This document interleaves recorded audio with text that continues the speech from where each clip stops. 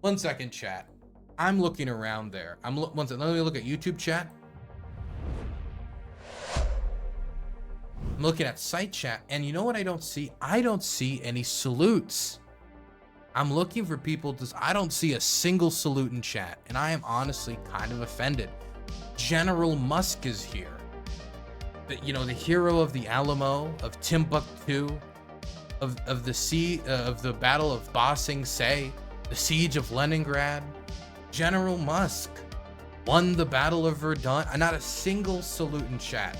I honestly find it a little offensive, but we will talk about it anyway. General Musk has recommended a new military policy, and obviously, when I think who are the leading military academics, like who are the ones really studying the cutting edge of war fighting technology, of war gaming, of military logistics and planning, and the nitty gritty of the great science of industrialized death.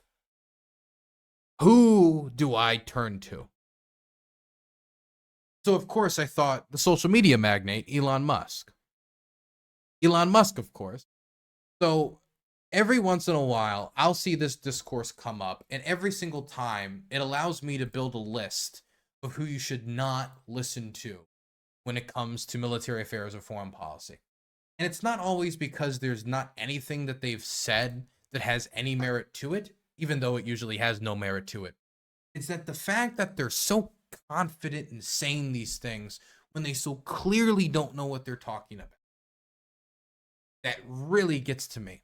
Because then I start thinking, if they don't know what they're talking about here, then what else do they talk about that they don't know about? Are they just a generalist who decides they're going to comment on every issue because it's just in the algorithm and they want updates more than they want to spend time with their friends, family, or go getting high or having sex or doing whatever human beings do in their free time?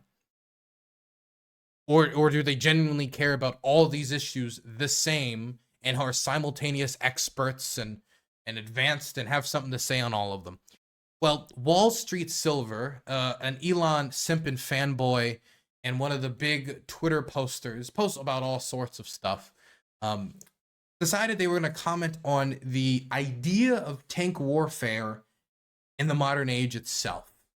And they posted a video where an FPV drone takes out a T-90M. Now, to be clear, T-90M is a very advanced tank. Russia does not have a lot of them. Most of the tanks that they do have are T-72s, so them losing a T-90 is notable. Reading their comment on it, though, sent me almost into a delirious state. The Ukraine war has made obvious that the era of tank warfare is now over. If a $500 drone can kill a $10 million tank, tanks are obsolete and won't be. Next up, naval ships. I imagine 1,000 drones cost $500,000, sinking an aircraft carrier that costs $13 billion.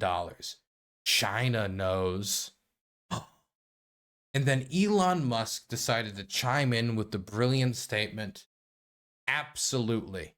Absolutely. He's certain of it. As right as rain. As certain as he is the sky is blue, that grass is green, and that that God is great, whatever it is. Sick of this stuff getting repeated, okay? So there's a few things I'm going to throw out there. The Ukraine war has made obvious that the era of tank warfare is now over. It is true that drones, like cheap $300, I'll even go farther than $500, $300 drones, prepped with an RPG-7, can take out $1 million equipment. That is true.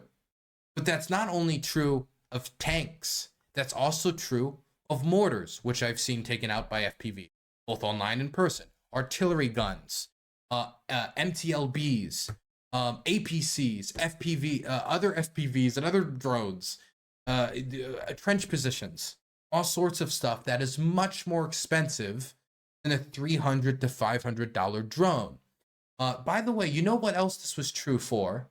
RPGs. RPGs, that's something that's $300 to $400, can take out something much more expensive I mean, like not 300, 400, A but curd very is a curd. much less expensive than a tank. Resetum287 has donated $5. I trust the ingenuity of a man that turned Twitter and tweets into X and posts. That is true. That is true. I mean, who doesn't like all the bots in their replies now saying they want to spread their legs for likes? That's great. Thank you for the $5. We can go back even further. The Panzerfaust, taking out tanks, much cheaper than the tank itself. Yet the tank stayed. The tank stayed through the era of the Panzerfaust. It stayed through the era of the bazooka, of the RPG, of the recoilless rifle, of the anti-tank gun, and in the era of the FPV, as much as we have seen FPV show the vulnerability of tanks wide out in the open, definitely when there's not enough jamming equipment, for example, that there is weaknesses that a tank can have and it can lose to a much cheaper product. But you know what both sides of the war still want? Russia and Ukraine? Tanks. Russia still wants tanks. Ukraine still wants tanks. If tanks were really all that worthless in this war, or the era of tank warfare was over, why is it that Russia is still digging deeper and deeper and deeper into its reserves to pull out T-72s, T-64s? I've seen some T-55s out in the field, even one in an assault role. If all of these vehicles no longer are useful, why is it that both the Russians and the Ukrainians are scouring the globe, the Ukrainians more scouring the globe, in order to get more tanks? If this war had showed that the era of tank warfare is over, I think the first people you should ask would be the people fighting the war and or supporting the country fighting the war. Both of them are still using tanks in large numbers. Just because you found another cheap way to kill a type of weapon does not necessarily mean that type of weapon is dead, especially if there are variable countermeasures like anti-drone guns, like jamming equipment, like radars, like systems where you can actually go to view the FPV that are attacking you. You can view their footage. I remember being in a bunker with an FPV drone team in the Volchansk axis and watching as they pull up Russian FPV footage. And we caught some FPV footage, and I look over, and it's the Russian feed. There are countermeasures still being developed. This is a very new field. Hell, I would imagine that in 1917, as these tanks originally went over and came up and started pushing through the trench lines, somebody could have said, my God, these tanks, the era of infantry warfare is over. When a 50-cent bullet can take out a man that costs $50,000 to $100,000 to train, it shows truly that the era of infantry warfare is. But infantry is still essential to take in any city.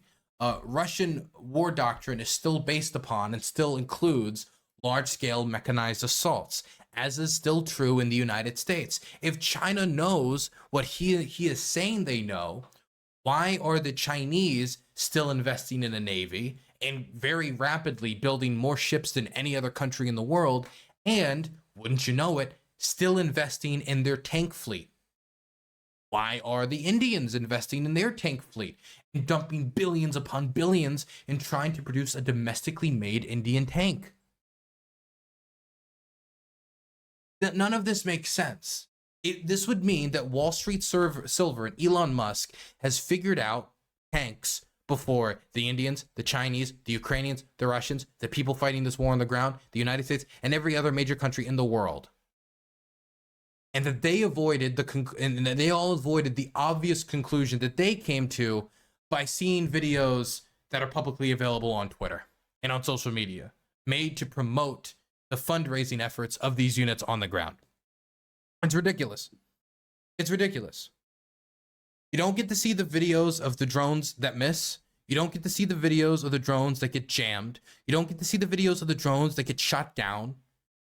And you don't get to see the videos of the Russian tanks just being not in range of the drones because they're in the forest, or there are locations where drones would not as much readily access them.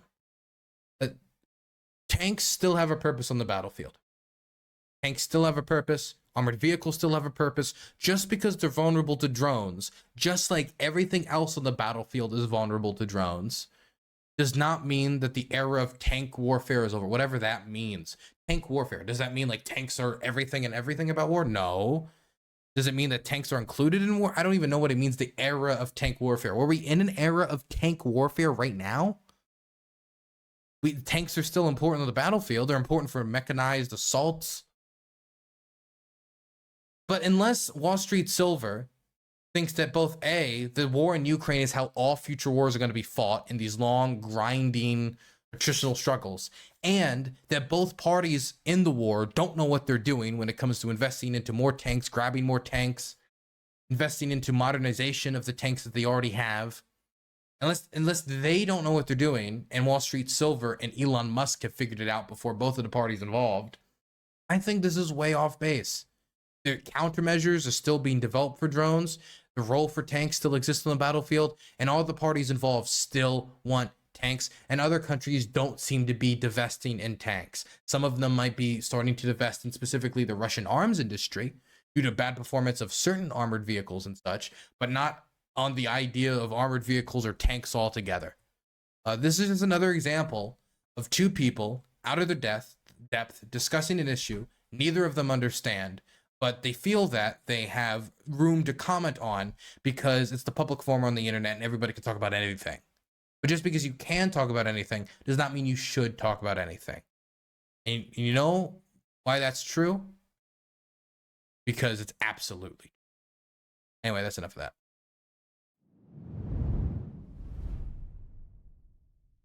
Dunning-Kruger in action. It's just so stupid. He's just so stupid on his face.